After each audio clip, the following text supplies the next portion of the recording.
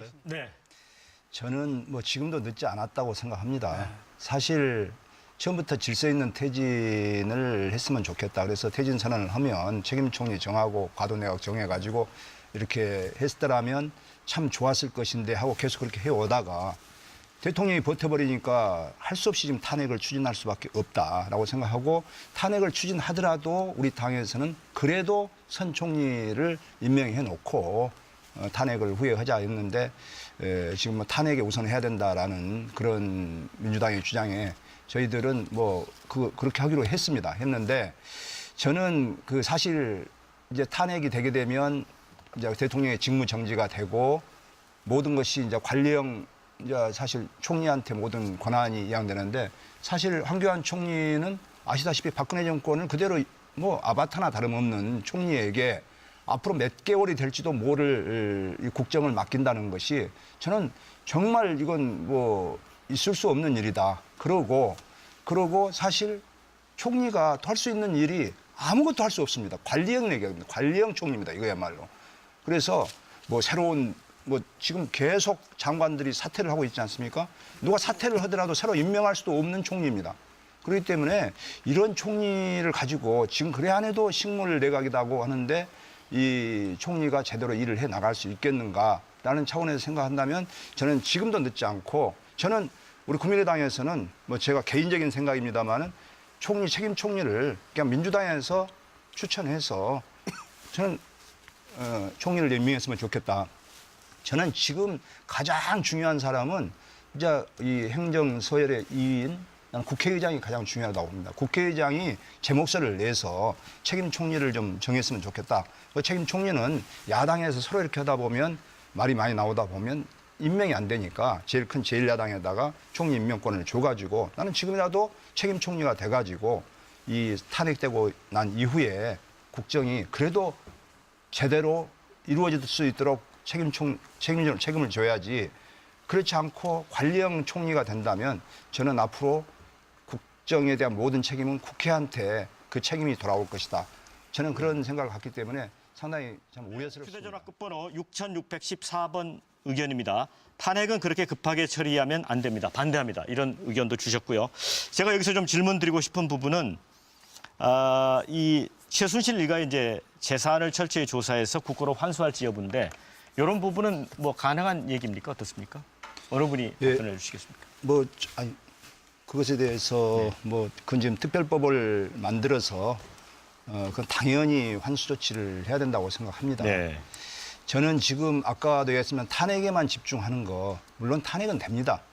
저는 뭐 예측은 뭐 끝나봐야 알겠습니다만은 저는 지금 국민들로부터 지탄을 받는 것이 너무 탄핵에만 집중하고 있을 게 아니라 우리 할 일이 너무 많습니다. 총리도 시간을 놓친 거 아니겠습니까?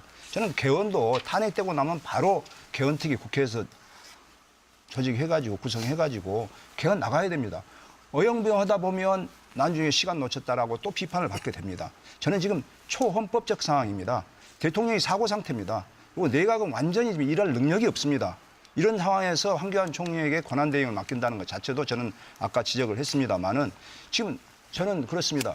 경제부총리라도 빨리 인사청문회를 해가지고 경제만큼이라도 좀 돌아갈 수 있게끔 해야지. 지금 97년도에 IMF 상황에 버금가는 그런 경제라고 하는데도 불구하고 이것이 좀 시간이 지나면 좀 모든 책임이 국회로 올 거라고 생각합니다. 지금 유일호 부총리, 임종용 부총리 두 분이 있어가지고 한 분은 회의 나가지도 않아 불고 한 분은 업무 보고도 못 받고 있고 지금 밑에 사람들은 어디에다 업무 보고 할지도 모르고 있고 이런 상황이 알게 되면 정말 국민들은 분노할 것이다라고 생각하고 그런 의미에서 저는 국회에서 이제 모든 것이 행정부가 마비 상태이기 때문에 국회에서 저는 우리 그 158명이 서명을 받아갖고 전원위원회 지금 소집을 요구해 놨습니다. 근데 새누리당 반대로 인해서 지금 소집을 못 하고 있는데 국회의장이 전원위원회 소집을 해서 날밤을 새서라도 300명의 개개인의 헌법기관들이 자기 의견을 이야기하고 거기서 의견을 만들어 나가고 밤을 새워서라도 어떻게 앞으로의 그 전국을 수습할 것인가에 대한 논의가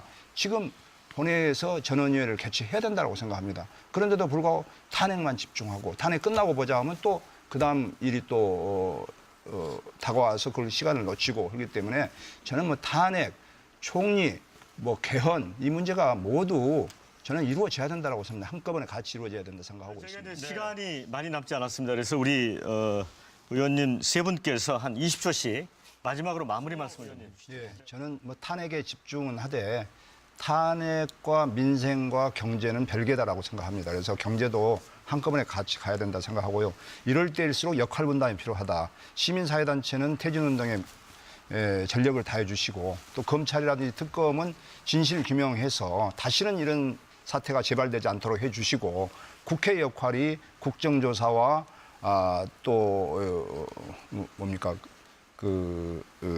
개헌을 추진해서 정말 다시는 네. 이런 폐해가 발생하지 네, 네. 않도록 네, 네. 국회 차원에서 노력을 해야 된다고 생각합니다. 국회에서 탄핵 소추안이 이제 어떻게 처리가 되고 또 헌법재판소의 이 탄핵 심판 언제 어떤 결론이 날 것인지 앞으로 매 순간이 중요해질 수밖에 없는 상황입니다. 오늘 특별히 야3당의 중진 의원들을 모시고 전국 타겟책에 대해서 논의를 해봤습니다.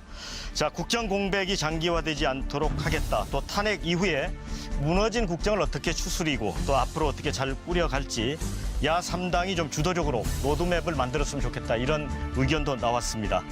KBS에서는 앞으로도 계속 이 엄중한 시국에 토론의 장을 계속 마련해서 국민의 뜻을 반영하도록 하겠습니다. 특집 토론 오늘 순서는 여기서 마치겠습니다.